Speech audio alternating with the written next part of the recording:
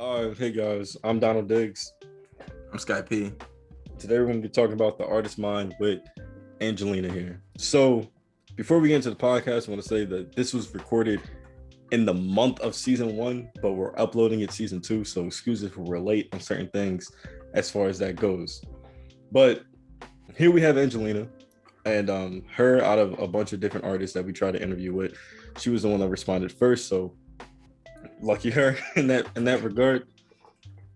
So we're gonna ask her a few questions about her art, about her Discord server, and kind of get to know her a little bit more about what she does and her commissions and all that. So as far as that being said, Sky, you want anything to add? No, not really. Let's just get into it. All right, perfect. All right, so Angelina, what made you want to draw? So growing up, my family on both sides were very into art. My grandfather on my mother's side is a painter, and he paints portraits of people and sells them. And then my mom was into art but stopped when she got pregnant with me.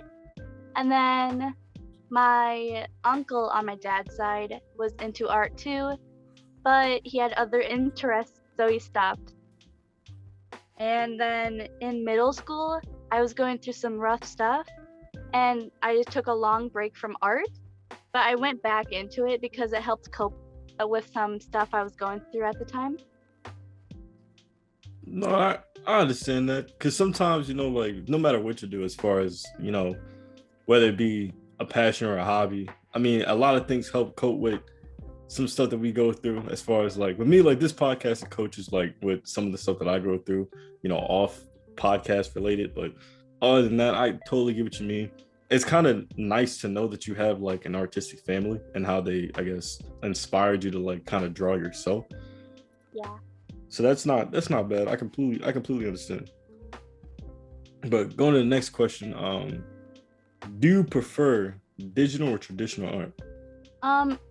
So for a long time, I did traditional, which if you don't know what traditional is, it is just a piece of paper and a pencil or like any writing utensil, and you just draw. But for a long time, I did traditional, and then I would say in middle school, like 7th or 8th grade, I managed to get enough money to buy a laptop. It was a very cheap, very crappy laptop that was touchscreen. And so I was thinking, oh, I'll use a touchscreen laptop because I see like some people using tablets and they're so expensive. And so when I was using the laptop, it got viruses and all that stuff. When I got my phone back, I did digital art. So I would say probably digital art, because even though I'm still learning on what to do for digital art, I find it's better to use and better to capture some elements of like lighting and shadows. But for the easy aspect, I would say traditional. I understand. It's a yeah. Go ahead, Sky. Take it. I mean, yeah, you definitely can see it on like digital art. Like you can do like the shading and lighting a lot better. And you can still do it on like, traditional art. It just takes like a lot longer. And, Yep. It's really easy to get a lot of colors with digital art. Traditional art, you have to literally have like those like colored pencils or paints, whichever you're going to use. So, Yep. I mean, I definitely could see why you would prefer digital over traditional. I'll ask the next question. And how long does a piece of your artwork normally take? Okay, so this one can vary, depend on what you're doing. So I'm gonna relate most of my questions to digital art because that's what I've mostly been doing a lot lately. But I would say if you're doing like just a regular drawing, not much detail in it, I would say probably 4 or 5 hours. But some can go till like 9 hours, which I've had one go till 9 hours and 30 minutes. And then I had some go to just 1 minute or 30 seconds. No, not 30 seconds. I meant 30 minutes because 30 seconds is just outrageous. Jeez. Yeah, I would say probably that much But it all depends on really what you're drawing, how much detail you're putting in, and if it's like colored, sketched, or whatever. I ain't gonna cap. That's a long ass. That's devotion. That's a long ass time. Well, you don't do it all in one sitting. Well, yeah, I would pray to God. Like sometimes I procrastinate and I'm busy with school and stuff like that, so I take breaks. So I would do like an hour or two a day, or like go till I'm like not inspired yet, or if I find something like wrong with the piece, I'll stop and get back to it the next day. Because usually when you find yourself looking at your art and you hate it, you have to step back away from it for a bit because it helps clear your mind and stuff. But yeah, it takes a long time, but it's worth it in the end. Yeah, no, definitely. It definitely seemed like that because I see as far as the piece that you shared with us, you take your time to make sure the piece looks how you want it to look, and that kind of shows the person who's on the other side of the table how devoted you are into like actually getting the piece done, and actually how much effort and time that you actually do put into making the art. That makes sense. Yep. Yeah, it's nice. Sky, you got any other questions? Actually, no, I don't. I would just say that it's just really cool to see like a lot of artists do work, and I think that like a lot of artists work the same way, like where they have like these bursts of energy where like they'll do something and then like they'll take a step back, they'll take a little break before continuing, so it helps them like make their art better, because you can tell when someone does art in one sitting and then when someone does art in over like a span of like a week or a few days. Yeah, there's a definite difference in between like a 15-minute sketch and a week sketch. You know what I'm saying? Oh, for sure. Yeah, but going into that, do you do commissions? And if so, where can one contact you at for said commissions? So I do commissions. I do commissions I do commissions in a forum. It's a Google form, so it's pretty easy to fill out. You just read the information stuff. It can be located on my Linktree, which is located on my Instagram, which is Angelina_DRAWS in the bio. So, but it's pretty easy to get in contact with me through that. Plus, I have Discord and a lot of other social medias that people can contact me on for art. And yeah.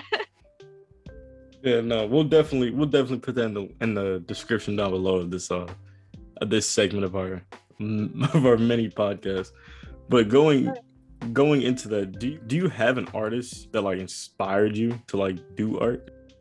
So of course I would say my grandpa, because he, like, for every birthday he would give me something art related. And actually on my 11th birthday, he gave me a book of an artist, and like it was actually signed by the artist for me, and it made me really happy, and it was just like very inspiring. It's really a touching thing to like have a family member that like is also in love with the same thing as they as you are, and they try and like coach you along to like get into it yourself. It's really nice. It's really nice. Right. Because I feel like for artists who grow up in an art family, it's easier for them to understand the child's passion. But in like a family that's like modern, or like, no hate to football fans, but like if it's a whole football family and there's one artist, it can cause some conflict. Oh yeah, I definitely know that.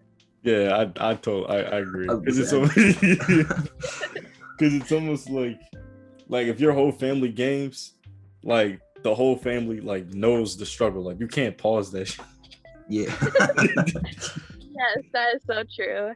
So like I completely get what you mean by like family members who like understand what it is that you're passionate about, because then they understand exactly what you're doing, and exactly how long these things take,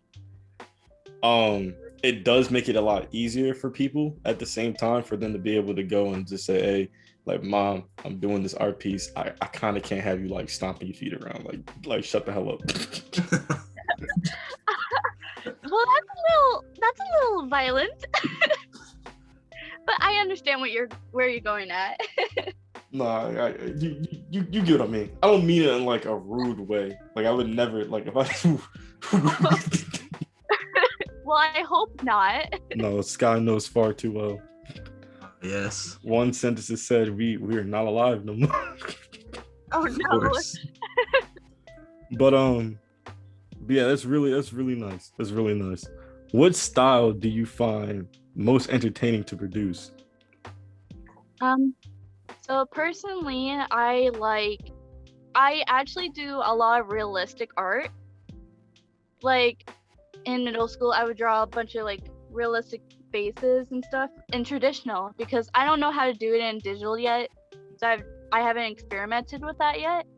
But other than realistic, I would say probably semi-realistic because if you don't know, semi-realistic is aspects of realistic art, like realistic noses or like eyes, but you add like a cartoonish feel to it, so it's semi. So even though you're adding realistic aspects to it, there's still a cartoony feel and it's like your style. But in general, finding your own style is very, very difficult, and many artists take years to like find their own style. But personally, I feel like semi-realistic or realistic is what I like to produce and find most entertaining. I get it. I feel that. Now, a lot of artists, they take their time, like when it comes to finding their art style, because so many art styles are like similar, but they're really different when it comes to like the person who's drawing it. You know what I'm saying? Right. So, as far as what I feel about that, I feel as though as when you said like yeah, it gives it a cartoony feel, but it's realistic. I get what you mean because your art style is a realistic art style, but you make it to where it's a little bit cartoony because it's your own. It's unique. It's built for you. You know what I'm saying? Yep. Because for my art style, I do try and keep it realistic with the body. And because I like anatomy, so I try and keep it the same anatomy and do various of different sizes and stuff, which I'm still trying to conquer because it's a long process. But yeah, I understand what you mean. Yeah, no, I completely understand as far as artists trying to pick their own art style and how that goes. But I think that's pretty much about it, unless you have anything else you want to add as far as, stuff on related to this matter. I would say that art can take a lot of practice, and it sounds so cliche, but if you keep practicing and you feel that's your thing to do, like you want to fully go into art, you should do it. It takes a lot of hours and practice and like money, not gonna lie, money. But it works out in the end. It's a long process. You may not get recognition, you may not get like the fame you want, and there's many different views. Like I know a lot of people who hate certain styles. Like I know some artists draw their ears like very big, or like their proportions very abstract, and I know a lot of people hate those things. So you will get criticism, but it'll be okay because it's your style, you like your art, and that's really what should matter. Because as long as you like what you're producing, then you shouldn't listen to what others say. Well, to an extent. Because having criticism is very good. Not gonna lie, it's very, very good. But it shouldn't be all criticism. You should have some opinions on it. So Yeah, no, I get that. That's a good little speech to give to future artists, I would say, as far as, like, because it is a difficult is it a difficult passion to get into? As far as, like if you do try to make money off it, because people will critique your art.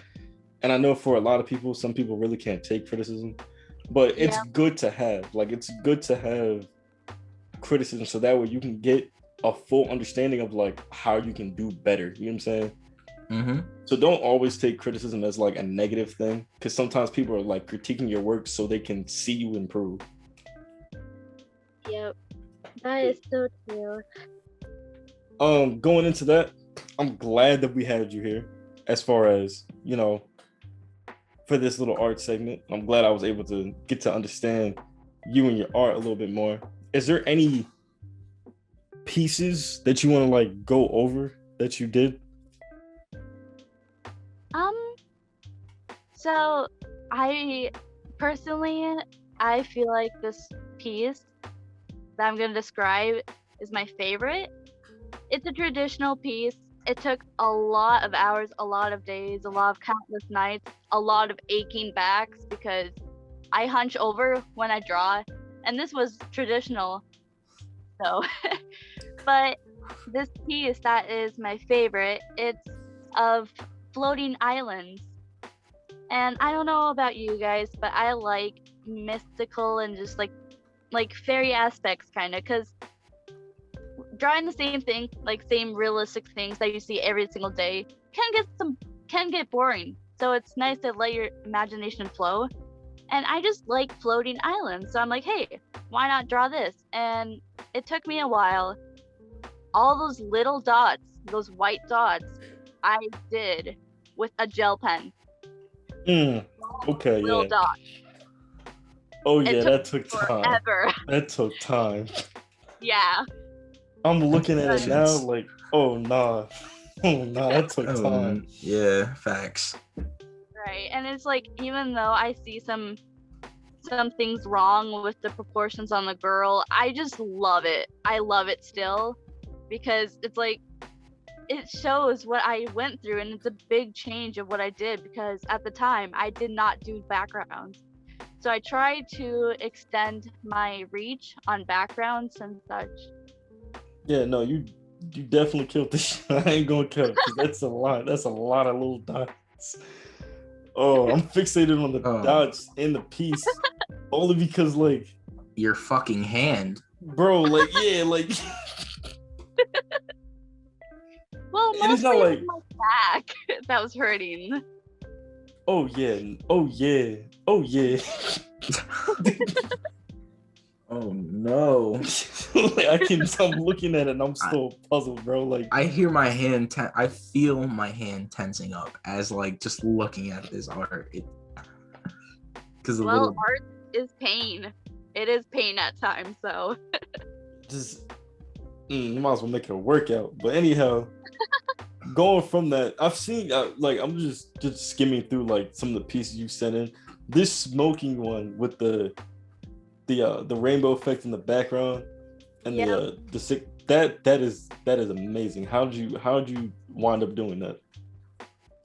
So for a lot of my drawings, I try to find realistic models. So I try and find people who have done that pose. And for the girl, I found this girl who was like smoking. And so I'm like, hey, this is perfect. And that hand, oh my gosh, that is perfect. Yeah, no, I love that hand. I know for some artists, I'm sorry, I didn't mean to cut you off. Go ahead. No, it's okay. Keep going. I know, like, for some artists, I don't know what it is with hands, but like artists, like even the best artists are like, bro, I'm not drawing that. Like, there's a lot of hands. Yep. Hands are very difficult because every finger is different sizes, and every finger has its own like crooks and nannies in it.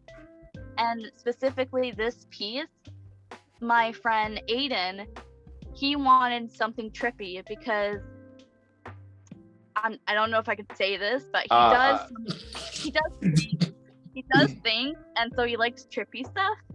Okay. And so he's like, hey, can you draw me something? And I'm like, sure. So I drew this up for him, and he loves it. And I've never done trippy art before, so I'm like, rainbows, smoking, boom, there. But even in the smoke, I can see you added like little designs that kind of mesh all together. Like, what did you do for that? Yep. Honestly, it was just a bunch of making it up as I go. Like, for a bunch of it, I did swirls or zigzags or lines or triangles. Like, you use little shapes, and I didn't have a plan. I knew I wanted to make it just very jumbled up, so I just improvised and came up with that. And that's what art is at times. You improvise. Yeah, no, you definitely improvise in this joint. This is beautiful to look at. I ain't gonna lie, it's visually appealing and put it like that. Well, thank It you. is a very nice art piece. Like just looking at the, like, if you zoom in, you can see all the little lines she had to do as far as like the swirls and shit. And then it's not even just that. It's like, I don't know. I don't know. It looks nice to me. I don't know how to draw, but I do like looking at art. Right. Well, you don't need to know how to draw to like art, which is the beauty of art. You can love it no matter what. Yeah, no, definitely. As far as your drawings go, do you have any like time lapses like you want to show or like anything like that? As far as like how long or like the process of how your art is broken down? So a bunch of my time lapse I put in just 1 minute, because if I did like 20 minutes, it would go on forever and you would probably get bored. So for this one piece, so I do Gortober. I won't really go much into it, but it's like a bunch of quote unquote scary things. Yeah, I can see it. Yeah, but for day 11, I don't know what was up with me, but I saw these beautiful reference of, oh, I'm gonna say this wrong. Swords? I can't say the word. Yeah. Swords. Swords. Yeah, that's what we're gonna call. Anyway, I saw this beautiful reference and I drew it, and I just wanted this empowering woman to go with it. And I also love this piece too, but there's a time lapse that goes with it, and you can see that I don't trace anything. I try to keep my tracing to a very, very minimum, because even though tracing is very good for practice, I feel like it doesn't challenge me, because I need to look at the photo next to it and then draw it like right next to it, because you can see it in the time lapse that I draw the image or like the sword right by it. So it's proof I don't trace. Yeah, no, you definitely draw everything literally from visual like memory. Like that's something different. Yeah. That's amazing. But and I try. Oh, sorry. No, go ahead. We do this all the time. It's perfectly fine. Go ahead. And it's like I always try and keep the time lapse, because even though you can lose progress, and like if you get like a new phone or something like that, you can lose the images you have. So I try and keep on to these time lapse, because it can save you if someone's blaming you for cheating or like taking that or plagiarizing or tracing it from someone else. You can use that as proof that you did not. And I just find it very interesting to watch. I don't know about you guys, but I like watching my time lapse like over and over, because it's like, oh, I actually did that. And it amazes me, because for this piece, I think the time I spent on it was like 8 hours and something minutes. So it was a long time, but I really liked it. Yeah, no, you definitely did a good job as far as drawing it literally from looking at the other image and then putting it down on the separate side. Like that takes actual skill. Like, that's not just like, you ain't just like draw an outline and then like try to put it. No, you drew it literally everything from your hand. It's amazing. Right. But yeah, so that's gonna cover. I'm gonna put all of Angelina's information down in links below, as always. That's going to cover the interview portion of this podcast, and we're going to move into, I guess, normal podcast banter at this point. Your regularly scheduled programming. Yeah, your regular goofiness. Now, that being said, Sky, we got a little bit of a situation. All right, spit it. Well, what's up?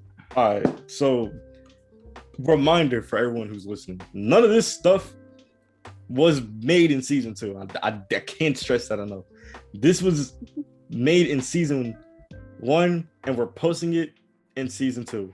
If any one of you yell at me, I promise you, I know who it's gonna be. So getting into that, here's why I'm bringing this up, and for people that are gonna be listening to this and be like, bro, this is old. I don't care.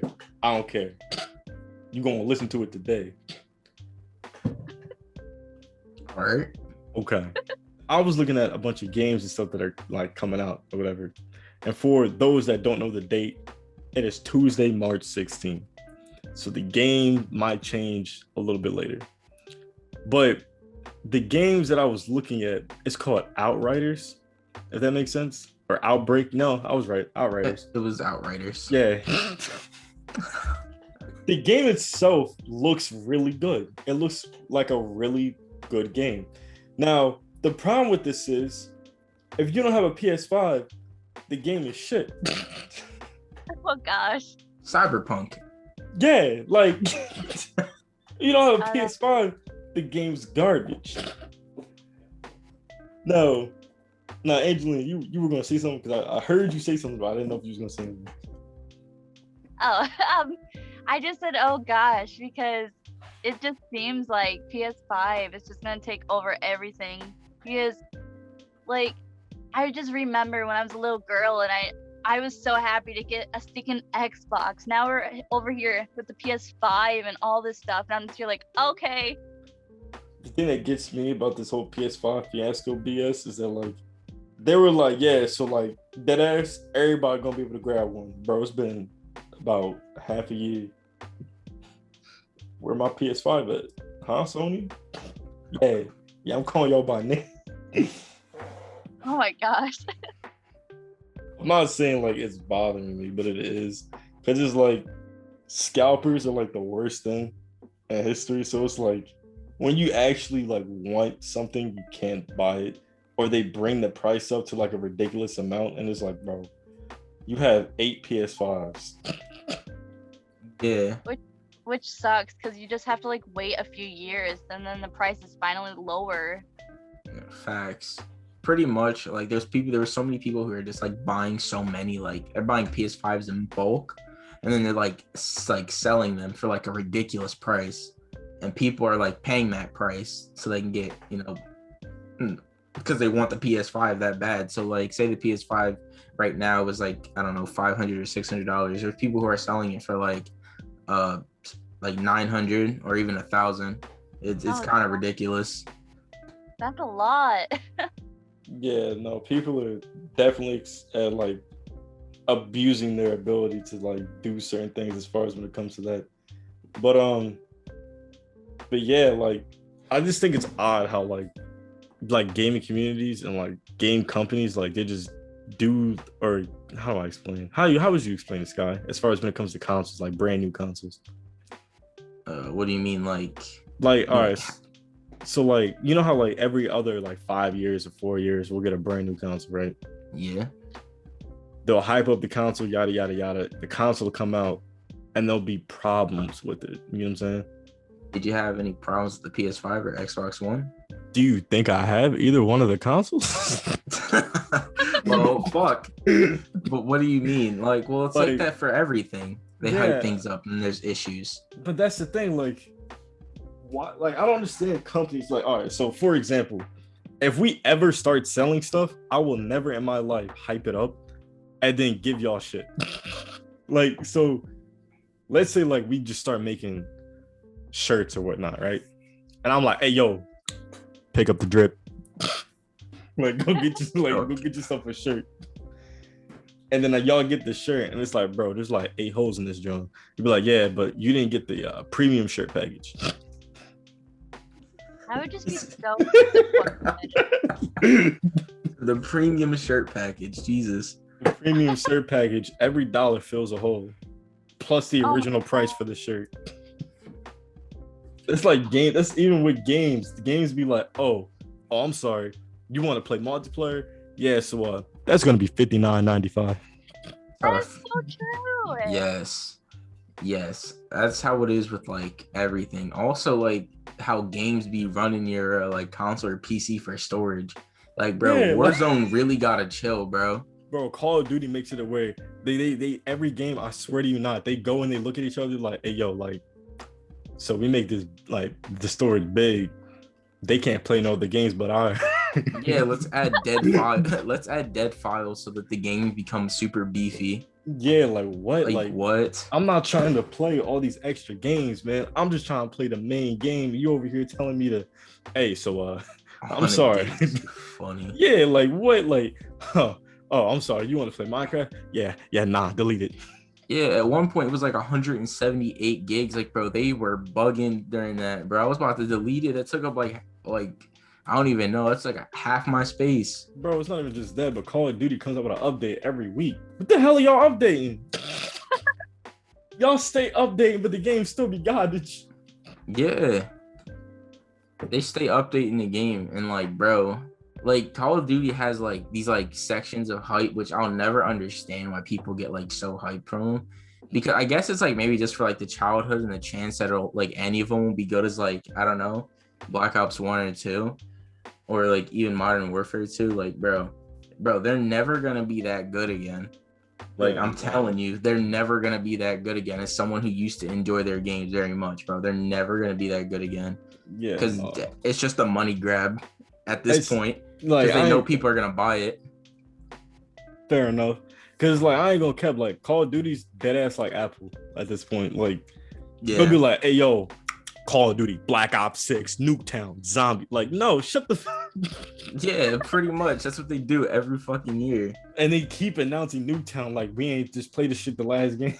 Like, yeah, we ain't just played this shit 2 years ago. Like, what the fuck? Bro, it's dead ass the same map. Just different look. That's it. But there's nothing new about it.